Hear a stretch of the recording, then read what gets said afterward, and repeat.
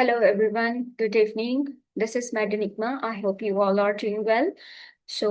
Yesterday we talked about the types of psoriasis, and today we will talk about the management of psoriasis. So, how are we going to manage a patient of psoriasis?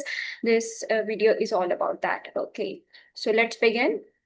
These are our initial steps. So first of all, in order to manage a patient of psoriasis, first we must diagnose them accurately that the patient or this case is particularly of psoriasis or is it any other disease. Okay, so first we must make an accurate diagnosis. Then we must establish the severity of the psoriasis, like how much severe is it? Is it mild, moderate, or severe form of psoriasis, and what is its impact on the quality of life. Sometimes psoriasis might not be that severe, but still it might affect the quality of life. So we must consider both of these things. Okay, the severity of how much severe is the disease and how much is it affecting the quality of life.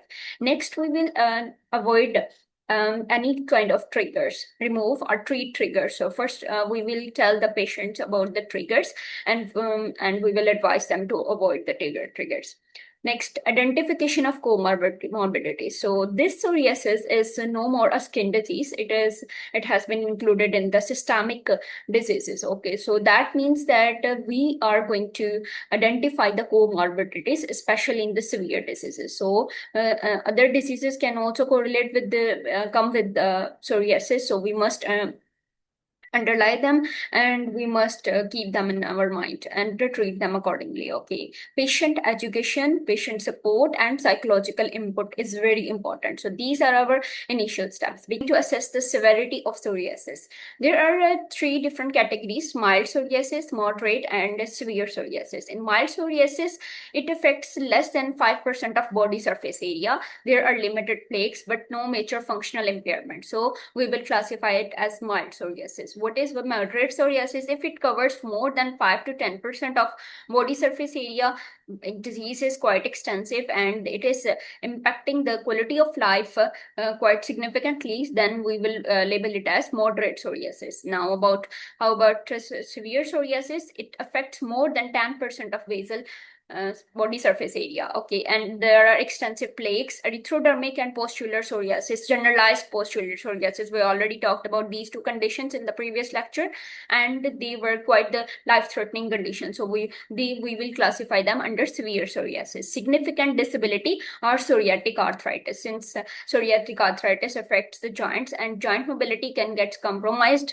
so it can affect quality of life. So we will label it as severe psoriasis. Special sites are scalp, nails, face, palm, soles, and genitalia.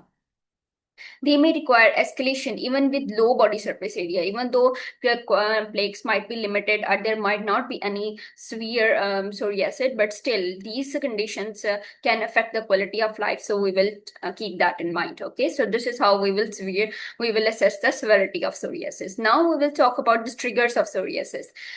We must educate the patient regarding these triggers, and we must advise them to avoid these triggers. What are these triggers? These are trauma, because trauma due to the Koebner phenomena. Koebner phenomena can cause the flare up of psoriasis at the site of trauma. Infection, streptococcus throat infection, or pharyngitis that is specifically associated with the pustular psoriasis and gutate psoriasis. Yes, that gutate psoriasis is specifically associated with streptococcus throat infection. So we must advise them about this condition. And stress, cold weather. Sometimes patients might be completely all right throughout the year, and then in winters their psoriasis might get flare up. So we must tell them and we must advise them regarding this. Okay, alcohol, smoking, and drugs. Alcohol and smoking, we should advise the patient to abstain from the alcohol and smoking. Why that? Because psoriasis doesn't just affect the skin, it affects other organs as well, and specifically cardiovascular system. So these two conditions can cause cardiovascular disturbance, and so we must advise the patient to avoid these ones. Okay, now there are some drugs that can trigger psoriasis. We will talk about these drugs now.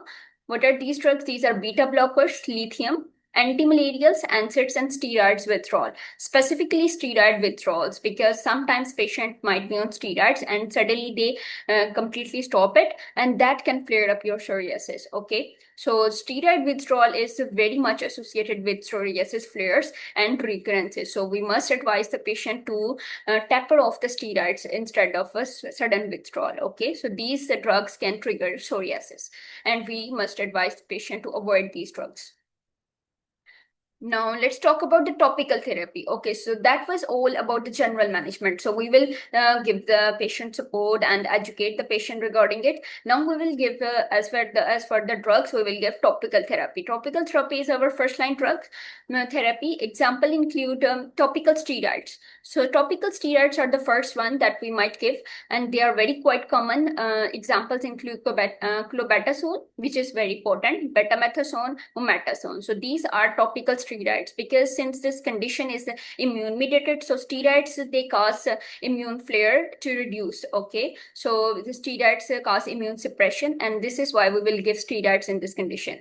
Clobetasol, betamethasone, mometasone, they reduce inflammation, they reduce erythema, which is very prominent in this condition, scaling. So these are quite beneficial. Topical steroids are recommended as first line treatment for plaque psoriasis. Okay, because all of these conditions could be reversed with the help of topical steroids. Now let's talk about vitamin D analogs. These are our second option for the topical therapy, vitamin D analogs. For example, calcipotriol, which is also called calcipotriene, calcitriol. What is its mechanism of action? Normalize keratinocyte proliferation. Since there is so hyperproliferation of skin in this condition, that is psoriasis, so we will need some medications that will reduce the proliferation of keratinocytes. So they increase the differentiation, because hyperproliferation can cause immaturity of the cells. So they won't let the cells to differentiate properly. So we will give vitamin D analogs. They will reduce the proliferation of keratinocytes, and as well as they will increase their differentiation. Often we will combine them with the steroids because they work together, and they can be applied 1 to twice daily. They can cause mild irritation, but that is often temporary. So vitamin D analogs is another topical therapy. Calcineurin inhibitors, which are tacrolimus and pimecrolimus. Okay, these are useful for face, genital area, and skin folds. Why? Because prolonged steroid use, which is often occur in this case, causes skin atrophy in the thin skinned region. So we give calcineurin inhibitors as an adjuvant therapy. Okay. Other topicals might include salicylic acid, which is a keratolytic, coal tar, anthralin, tazarotene, which is a topical retinite, emollients, and dithranol. These are other topicals which can be added as adjuncts rather than the sole therapy. Okay, so that was about the topical therapy. Now we will talk about the phototherapy. So when we will use phototherapy, first of all, when the topical therapy fails. Second, when there is moderate disease. So the disease is no more mild, it has crossed into the moderate category, and there are widespread plaques. Only then we will go for the phototherapy. Widespread plaques, because then topical therapy becomes inconvenient, so we will go for phototherapy. There are two types of phototherapy: narrowband UVB and PUVA. Narrowband UVB, these slows the keratinocyte proliferation, same as the steroid, suppresses abnormal immune activity, usually given 2 to 3 times weekly. So narrowband UVB is quite helpful, and this is quite beneficial, and its effects are so much better. PUVA, which is psoralen plus UVA, it is more potent, but it carries higher risk of skin cancer. There are more side effects with this one, usually reserved for selected cases. So this is phototherapy, which is our next line of treatment. Second line of treatment is phototherapy if the topical therapy fails. Next, third line of treatment is the systemic therapy. It is used when there is moderate to severe psoriasis, failure of topical or phototherapy. When both topical and phototherapy fails, then we will go for the systemic therapy, like in erythrodermic psoriasis, like in generalized pustular psoriasis. In both of those conditions, we can't apply topical all over the skin. We can give phototherapy for whole the skin, so we will go for systemic therapy. Psoriatic arthritis, because phototherapy can't heal the can cure those giant pain, so we will go for systemic therapy. Erythrodermic psoriasis, generalized pustular psoriasis. So these are our indications of systemic therapy. Systemic therapy include methotrexate. This is the drug of choice. Mechanism is the folate antagonist. It is immunosuppressive. Okay, advantages are it is quite effective, helpful in psoriatic arthritis. So we will go for methotrexate, and it is quite exam friendly. So whenever examiner asks you which systemic therapy we will use, so first one is the methotrexate. Important adverse side effects, you must keep them in your mind. Hepatotoxicity. Methotrexate can cause hepatotoxicity, so you must go for the lipid profile as well as the complete lipid count. Okay, so those tests must be done before giving methotrexate so that we could check what is the liver status, and now we will often do this test along with during the whole course of this methotrexate. Bone marrow suppression, so we will also go for CBC. Okay, teratogenicity, so we will not give this methotrexate in pregnancy. Folic acid supplementations is recommended. So methotrexate plus folic acid. This is the combination because it is a folate antagonist, so it can cause folic acid depletion, and we are going to replace this folic acid. Okay, so methotrexate is the drug of choice. Cyclosporin, its mechanism is the calcineurin inhibition used for severe, rapidly progressive disease, erythrodermic psoriasis, pustular psoriasis. So in these conditions, we will use cyclosporin. Side effects are nephrotoxicity. So in this condition, we will go for the RFTs. RFTs must be measured to check the response as well as the renal status of the patient. Hypertension is another side effect of cyclosporin.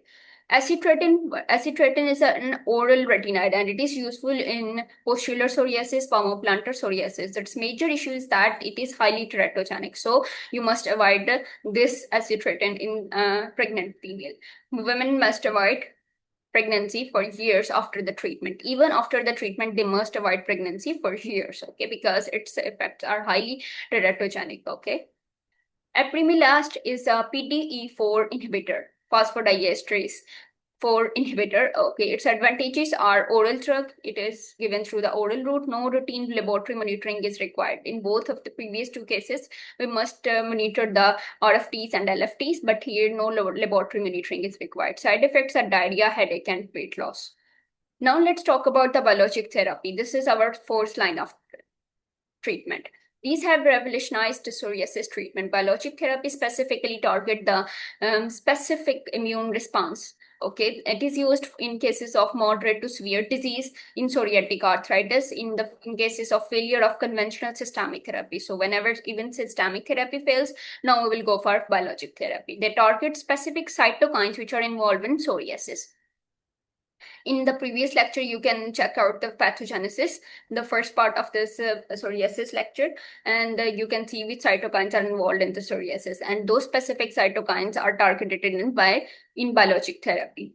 Biologic agents. Biologic agents are anti-TNF agents, okay, interleukin 17 inhibitors, interleukin 23 inhibitors, and interleukin 12 and 23 inhibitors. So these are the drugs which inhibit specific cytokines. Okay, these are biologic agents. Now let's talk about the quick review. Mild psoriasis. If the patient has mild psoriasis, then we will go for the emollients, topical steroids, plus minus we can give vitamin D analogs. If the patient is having moderate psoriasis, now we will go for topicals as well as narrowband UVB phototherapy. If the patient is having moderate to severe psoriasis, now you will add systemic therapy, methotrexate, cyclosporin, acitretin, and apremilast. You can go for any of one of them. But if you are going for methotrexate, you must keep in mind LFTs as well as lipid profile. In case of cyclosporin, you must monitor RFTs. And in acitretin, you must monitor the pregnancy status. Okay, severe or refractory diseases. In cases of severe and refractory recurrent disease, you will go for biologics like anti-TNF, interleukin 17 and 23 inhibitors. Okay, now let's talk about the complications of psoriasis. These are the complications: psoriatic arthritis. We already talked about this. Nail dystrophy can be complications. Erythroderma, which is quite life-threatening and dermatological medical emergency. Infection due to secondary infection may occur. Okay, metabolic syndrome is also associated with psoriasis, and depression which affects the quality of life must also be noticed and managed accordingly. Okay, so these are the complications. Let's talk about the summary of this whole topic. Psoriasis, it is a chronic immune mediated condition, and hyperproliferation of skin occurs in psoriasis. Features are erythematous plaque, silvery scales on extensor surfaces, and nail involvement. As for complications, arthritis and erythroderma are the most common complications. Treatment include topical therapy, then phototherapy, systemic and biologic therapy. Thank you very much.